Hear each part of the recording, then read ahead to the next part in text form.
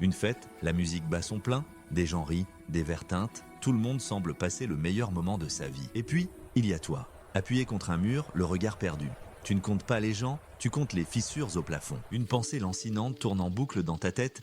Qu'est-ce qui ne va pas avec moi? Si cette scène te semble familière, tu n'es pas seul. Et surtout, tu n'es pas défectueux. Ce sentiment d'ennui au milieu de l'amusement général n'est pas un bug de ta personnalité. C'est un signal. Un signal que ton cerveau essaye de t'envoyer. Aujourd'hui, on va décoder ce signal. On va voir pourquoi tu te sens comme un spectateur dans ta propre vie sociale et comment transformer cette frustration en une force. La première raison, et la plus brutale, s'appelle la théorie de la comparaison sociale. En gros, tu compares ton état intérieur, tes doutes, ton anxiété, ton ennui, avec l'état extérieur des autres. Eux, ils affichent leur bande-annonce, leurs meilleurs moments. Ils rient, ils dansent, ils postent des stories parfaites. Toi, tu vis les scènes coupées, la fatigue, le dialogue interne qui te juge, le petit inconfort de tes chaussures neuves. C'est une comparaison truquée. Tu compares ton making-of bordélique avec leur film final monté et colorisé. Évidemment que tu te sens en décalage.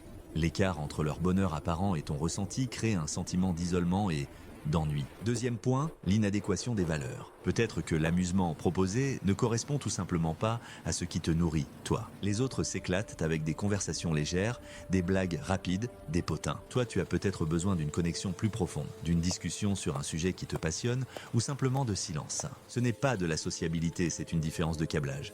Tu es peut-être plus introverti ou simplement dans une phase de ta vie où le superficiel t'épuise. L'ennui, ici, est une boussole. Il te dit: et tu n'es pas au bon endroit pour recharger tes batteries. Troisième facteur, souvent ignoré, la surcharge cognitive et la fatigue mentale. Une soirée, ce n'est pas juste s'amuser, c'est un travail pour ton cerveau. Il doit décoder les signaux non verbaux, suivre plusieurs conversations, filtrer le bruit de fond, décider quand sourire, quoi dire. Si tu arrives à la fête avec une batterie sociale déjà faible, après une longue journée ou semaine de travail, tu n'as tout simplement plus d'énergie pour ce processus. Ton cerveau passe en mode économie d'énergie. Et ce mode, ça ressemble beaucoup à de l'ennui. C'est un arrêt de sécurité pour éviter le burn-out social. Alors, on a posé le diagnostic.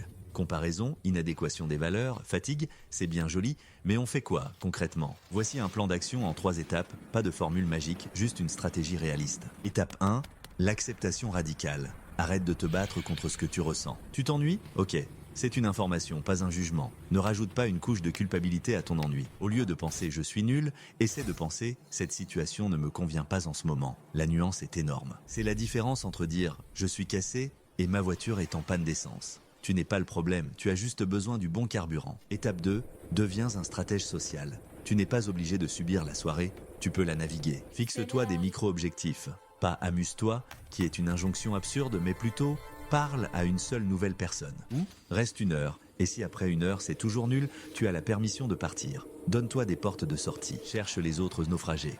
Il y a presque toujours quelqu'un d'autre qui observe la scène depuis le bord. Une conversation avec cette personne peut être plus enrichissante que 10 discussions de groupe. Étape 3. Redéfinis l'amusement. Le dictionnaire des autres n'est pas le tien. Prends un carnet et fais une liste. Qu'est-ce qui te fait vraiment te sentir bien, vivant, connecté? Une randonnée en solitaire? Un dîner avec 2 amis proches? Apprendre un instrument? Jouer à un jeu de société complexe? Arrête de dépenser ton temps et ton énergie dans des activités qui ne sont pas sur ta liste, juste parce que c'est ce que les gens font. Sois le curateur de ton propre bonheur. C'est plus exigeant que de suivre la foule, mais infiniment plus gratifiant. En conclusion, la prochaine fois que tu te sentiras à l'écart, ennuyé au milieu d'une foule en délire, souviens-toi de ceci. Ton ennui n'est pas une faiblesse, c'est un super pouvoir déguisé. C'est une boussole interne qui te protège de l'inauthentique. Elle te guide vers ce qui compte vraiment pour toi. L'écouter, c'est le premier pas pour construire une vie sociale qui n'est pas seulement tolérable, mais véritablement épanouissante. Ne cherche pas à t'amuser comme les autres. Cherche ta propre façon de te sentir vivant.